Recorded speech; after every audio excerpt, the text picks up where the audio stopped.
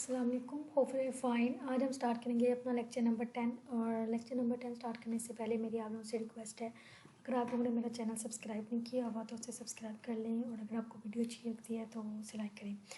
तो बहुत से बच्चे ऐसे हैं, 80% लोग ऐसे हैं जो सिर्फ जो है वो वीडियोस देखते हैं और फ़ायदा हासिल कर रहे हैं, लेकिन वो ना तो सब्सक्राइब कर रहे हैं और ना लाइक कर रहे हैं और ना दूसरों के साथ शेयर कर रहे हैं। तो ऐसा ना किया करें। मैं आप लोगों के लिए बहुत मेहनत से जो है ना वो लेक्चर रिकॉर्ड कर रही हूँ। तो चलिए हम स्टार्ट करते हैं। प्रोजेक्ट एग्जीक्यूशन, ये प्रोजेक्ट एग्जीक्यूशन में है, पीछे आपको जो है 4 फेज़ पर आके आई थी। इनिशिएशन का, क्लोज डाउन का, एग्जीक्यूशन का, इम्प्लीमेंटेशन का। तो ये जो फेजेस हैं वो नेक्स्ट जोन से ना वो हमने क्या नाम लेते हैं, उनकी फर्दर डिटेल पढ़े हैं। Product implementation. अब यह product implementation activities involve defining process related to the implementation of the software product at the customer side.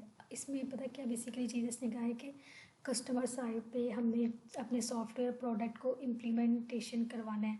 तो इसमें क्या चीज़ें इन्वॉल्व, जब हमने इम्प्लीमेंटेशन करवाना है सॉफ्टवेयर प्रोडक्ट को कस्टमर साइड पे, तो उसमें हमारे पास कुछ प्रोसेस होंगे जो हमने डिफ़ाइन करने होंगे और हमारे पास कुछ एक्टिविटीज़ उनसे वो इन्वॉल्व होंगी प्रोडक्ट को इम्प्लीमेंटेशन जब हमने करवाना है तब। ये चीज़ें पूरी स्लाइड में यही चीज़ लिखी हुई है, आप लोग इसे पढ़ लीजिएगा।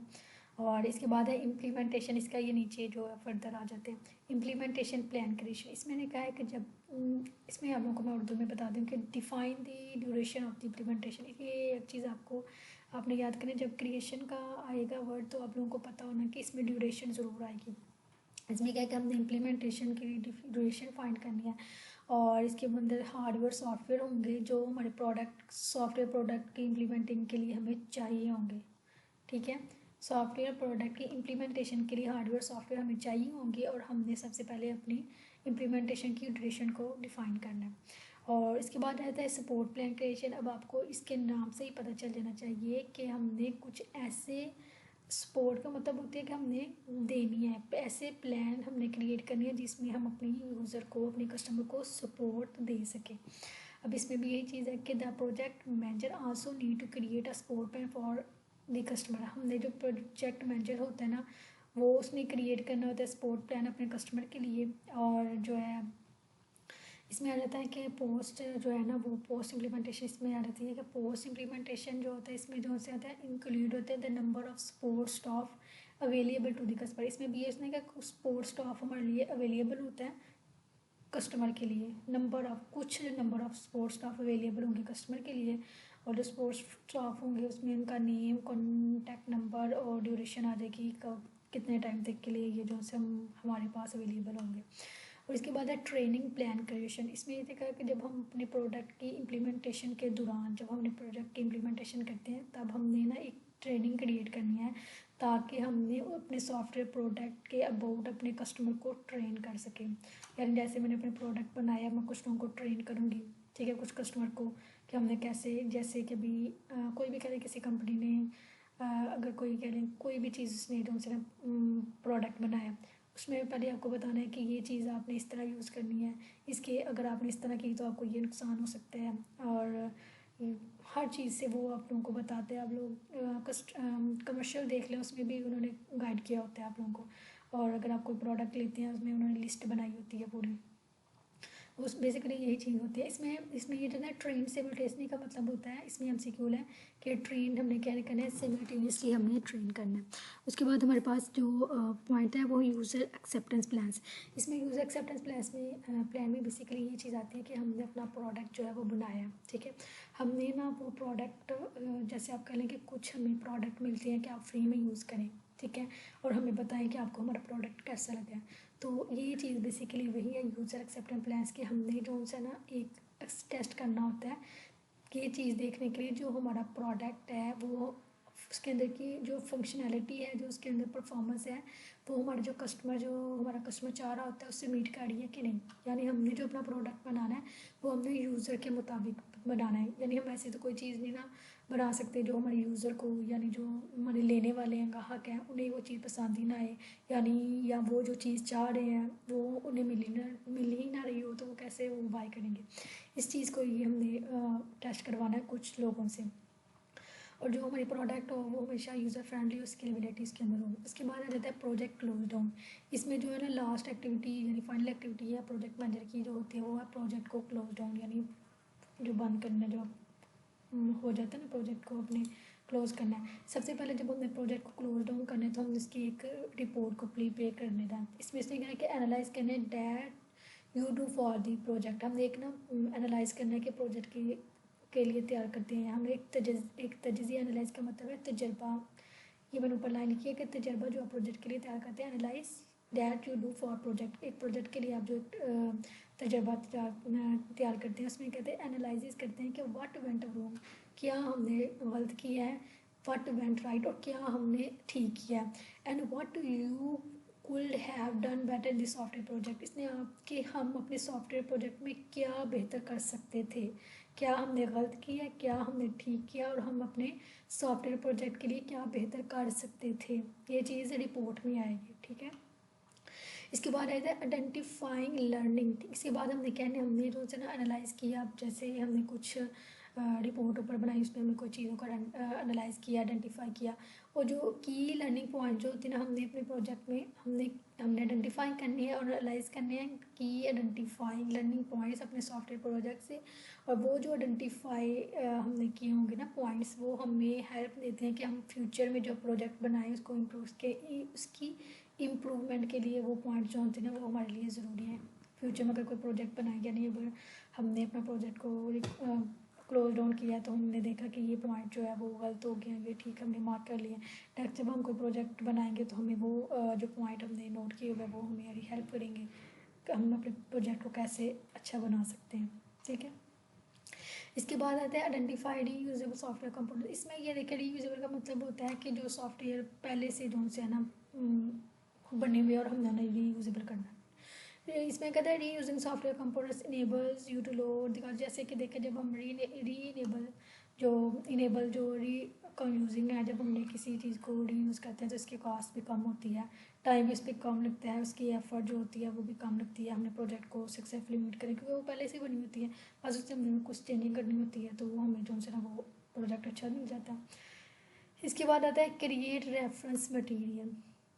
इसके बाद कहते हैं after the project is complete, जब हमने प्रोजेक्ट कंप्लीट कर लेना था you can write papers and reference document. आपने एक पेपर वाइट पेपर क्रिएट करना है और रेफरेंस डॉक्यूमेंट के लिए, यही जो मैंने आप लोगों को पीछे बताया था कि आप प्रोडक्ट कोई भी आप प्रोडक्ट लेते हैं, आप ऐसे कर लें कोई क्रीम जो आप लोग बाय करते हो उसमें आप लोगों ने देखा होगा कि ऊपर डॉक्यूमेंट होता है, बाकायदा लिखा होता है कि आपने किस तरह इस चीज़ को यूज़ करना है और कब यूज़ करना है और किस स्किन के लिए आप यूज़ करते हैं, तो ये वो होता है रेफरेंस मटेरियल, ठीक है।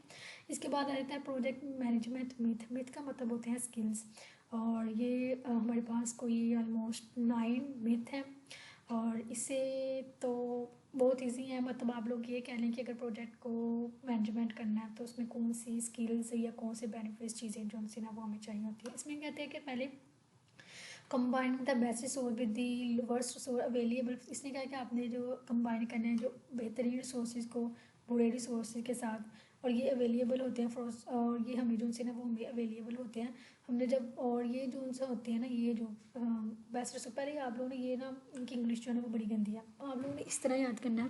मिथ्स को बस याद ही नहीं है, लेकिन अगर हाँ भी जाए तो आप लोग इसमें से अगर 5 भी अच्छे तरीके से कर लें तो वो इनफ है। आप लोगों ने पहले करने के कंबाइन करना है अच्छे और बुरे रिसोर्सेज को, और ये जो मदद देते हैं हमने प्रोजेक्ट को कंप्लीट करने में या सक्सेसफुली करने के अपने प्रोजेक्ट को कंप्लीट या सक्सेसफुली करने में, ये जो है ना बेस्ट रिसोर्सेज और वर्स्ट रिसोर्सेज जो है ना वो हमें मदद करते हैं। उसके बाद है general statement of objective is sufficient to बिंग वर्क ऑन द प्रोडक्ट। इसमें बेसिकली ये चीज़ होती है कि जो अपने ऑब्जेक्टिव यानी जो आपका गोल होता है इसकी आपने स्टेटमेंट बनाई होती है, ठीक है। ये जो स्टेटमेंट होती है वो हमें काम करने सॉफ्टवेयर प्रोजेक्ट पर काम करने के लिए काफ़ी होती है। Project general statement of objective, जो हमारा ऑब्जेक्टिव है वो हम जब हम प्रोजेक्ट सॉफ्टवेयर पर काम करते हैं तो ये चीज़ जो है हमारा ऑब्जेक्टिव जो होता है ना हमारे काम पर लिए काफ़ी होता है। तो आप आसान वर्डों में ये कह दें कि जो है ना जो हमारा ऑब्जेक्टिव है वो हमारे लिए इनफ है सॉफ्टवेयर प्रोजेक्ट वर्किंग करनी है अपने सॉफ्टवेयर प्रोजेक्ट के लिए पर, तो वो जो चीज़ है ना वो हमारे लिए काफ़ी है। हमने ऑब्जेक्टिव जो है ना मेन चीज़ ये है। इसके बाद इसने कहा कि आप लोग जो है ना एक्स्ट्रा रिसोर्सेज कर दें टू लेट प्रोजेक्ट्स। हम अक्सर सोर्सेज जो होते हैं ना अलोकेट करते हैं अक्सर सोर्सेज अपने लेट प्रोजेक्ट के लिए, और ये जो हमें जो ये चीज़ है ना लेट प्रोजेक्ट, ये रिसोर्सेज ये हमें अलो करते हैं कि हमें अपने प्रोजेक्ट शेड्यूल को कैचअप जल्दी से जो है ना वो कैचअप कदर पकड़ने के लिए, प्रोजेक्ट शेड्यूल को मतलब मिस ना हो, तो हम एक्स्ट्रा रिसोर्सेज जो है ना वो अलोकेट कर लेते हैं। यानी कि देखिए जो अपने रिसोर्सेज पहले से अगर हम शेड्यूल बना हुआ है उसमें अगर हम कुछ रिसोर्सेज एलोकेट करते हैं, हो सकता है कि वो हमारे पास रिसोर्सेज कम पड़ जाए, और जो हमारा शेड्यूल टाइम टेबल बना हुआ है वो फिर जब हमें रिसोर्सेज ना मिले तो फिर जाहिर सी बात है हमारा जो शेड्यूल है वो तो ख़राब हो जाएगी। इसलिए इसने कहा कि आपने एक्स्ट्रा रिसोर्सेज को एलोकेट कर लेना। इसने कहा कि जो सॉफ्टवेयर होता है ना वो बाय सेल्फ अपने अंदर खुद ही फ्लेक्सिबल होता है, और आप जो है ना ईजीली उसमें कोई भी रिक्वायरमेंट्स होते हैं ना किसी भी पॉइंट पे जो है ना वो चेंज कर सकते हैं। ठीक है, यही चीज़ इसके ऊपर लिखी हुई है। इसके बाद इसने कहा है जो कस्टमर या मैनेजमेंट और जो कस्टमर होते हैं वो हमेशा यही चाहते हैं कि उन्हें कोई ना कोई डेडलाइन जो होती है ना अनरियलिस्टिक डेडलाइन जो सॉफ्टवेयर प्रोजेक्ट के लिए मिलती है। यानी कि अगर आपने कोई प्रोजेक्ट बनाया हुआ डिटेल बताया कि हमने ना 10 डेट को ये अपना प्रोजेक्ट कंप्लीट करें, जब आपको कोई डेडलाइन नहीं मिलेगी, कोई कहने वाला ही नहीं आपको होगा कि आपके इतने दिन रह गए, तो आप लोगों को तो पता ही नहीं चलेगा। तो इस वजह से ये चीज़ें डेडलाइन इंपॉर्टेंट है। उसके बाद इसने क्या है कि जो उनसे हमारा प्रोजेक्ट जो होते हैं ना सक्सेसफुल तब होगा जब हमारे जो है ना ऑब्जेक्टिव जो होते हैं वो प्रोजेक्ट के मीट हो जाएंगे। सॉफ्टवेयर मेंटेनेंस ईजिली हो सकती है, और सॉफ्टवेयर मेंटेनेंस ईजी टास्क होते हैं और हमें इसमें लेस जो है ना कम एफर्ट चाहिए होती है एक्चुअल सॉफ्टवेयर डेवलपमेंट के लिए। और इसके बाद इसने क्या है कि जब हमने आइडेंटिफाई कर लेते हैं रिपोर्टिंग करते हैं ड्यूरिंग द रिव्यूज़ में, तो हम जो उनसे है ना ये हमारे लिए सॉफ्टवेयर डेवलपर के लिए। ठीक है, हमने आइडेंटिफाई करना है रिपोर्टिंग करना है अपने एरर्स को जब during the reviews software developer में, और जो सॉफ्टवेयर डेवलपर अगर अनहैप्पी या स्पॉइल होगा तो हमारा जो इन्वायरमेंट है वो ख़राब होगा। उसके बाद इसने क्या है कि web enabling and application adopting, ये चीज़ या ये कर लें या ये कर लें, या बेसिकली आप ये करें कि architecture help to run software project smoothly. ये इतने लंबे आप लोगों को याद नहीं होने, मैं आप लोगों को बेस्ट बताती हूँ कि आप लोगों ने बस क्या करना है। ये आपने combine best resources and worst resources और general statement of objective first person resources जो है ना वो आप लोग कर लें, लोकेट एक्स्ट्रा रिसोर्सेज। इसके बाद कर लेंगे सॉफ्टवेयर, इसमें आप ये करके इसमें आप इस तरह करने के change the requirements at any point. ठीक है, उसके बाद आपने कर लें कि impose the unrealistic deadline for software project. मतलब कुछ पॉइंट जो है ना वो आप लोगों ने इसमें कर लें, पूरी पूरी लाइन याद करने की ज़रूरत नहीं, और ना आप लोगों को याद रहनी है क्योंकि ये बुक बड़ी हैवी है, और याद आप लोगों को जो है ना वो वही रहना है जो उर्दू में आप लोगों के माइंड में होगा और जो आप वहाँ लिख सकते हो। और बेसिकली जो हम जो अपना ये कर रहे हैं सब्जेक्टिव जो होता है हमारा, वो बेसिकली हमारा देखा ये जाता है कि हमारे कॉन्सेप्ट क्लियर हैं कि नहीं। उसमें आप लोग जो मर्जी लिख लें, लेकिन हम जो थ्रू आउट पढ़ रहे हैं वो इसलिए कि हमारे MCQ जो होता है वो कवर हो जाए। तो इसमें मैंने वो आप लोगों को बता दी उर्दू में भी, और आप लोग जो उनसे हैं वो अंडरस्टैंडिंग आप लोगों को हो गई होगी। अगर आप लोगों को अगर कोई भी किसी भी किस्म की कोई इशू हो तो आप लोग कमेंट बॉक्स में पूछ लें, और चैनल को सब्सक्राइब कर दें प्लीज़। Thank you.